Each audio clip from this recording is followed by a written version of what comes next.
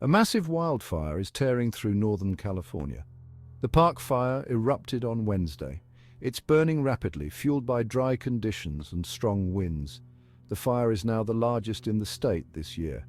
It has consumed over 348,000 acres. The fire is incredibly intense. Firefighters are facing dangerous conditions. Authorities believe the fire was started intentionally.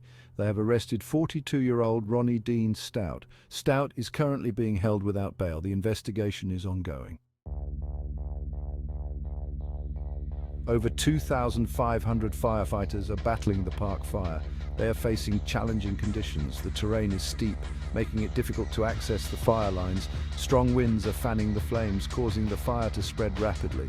The dry grass and brush in the area are providing ample fuel for the blaze.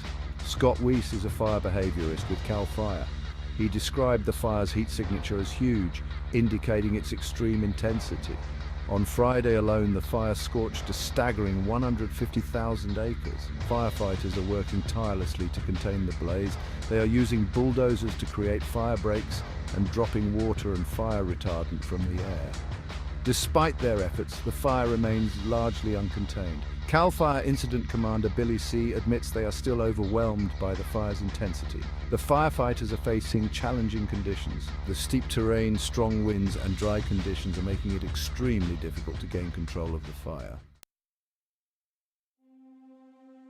The park fire has forced mandatory evacuations in Butte County, a region still scarred by the devastating Camp Fire of 2018. The entire town of Cohasset has been evacuated. This small town had a population of 400. All residents have been forced to flee their homes. CAL FIRE reports that 134 structures have been destroyed by the fire. An additional 4,200 structures remain under threat. The fire is burning through forests, grasslands, and rural communities. Many residents have lost their homes and livelihoods. The fire has caused widespread power outages and road closures. Evacuation centers have been set up for those who have been displaced. The Red Cross is providing shelter, food, and other assistance to evacuees. The full extent of the damage is still being assessed. Section 4. A state grapples with a growing crisis. California Governor Gavin Newsom has declared a state of emergency in Butte and Tehama counties in response to the park fire. This declaration will free up state resources to help fight the fire and assist those affected. The California National Guard has been activated to assist with firefighting efforts. Governor Newsom visited the fire zone on Saturday. He met with firefighters and evacuees. Governor Newsom expressed his support for those affected by the fire. He pledged to provide whatever assistance is needed. He also warned that the fire danger is far from over. Park fire is a stark reminder of the growing threat of wildfires in California. Climate change is creating hotter, drier conditions. These conditions are fueling more frequent and intense wildfires. Section 5.